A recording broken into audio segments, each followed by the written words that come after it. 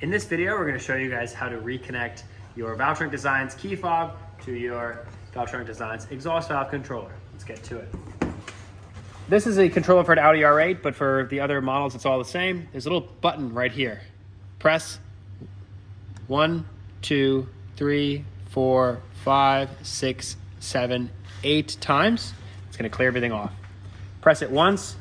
Now you're in the learn mode, and then press it 3 times. 1, 2, 3. Hold the desired button. Press it again. 1, 2, 3. Other desired button. And then now, nothing.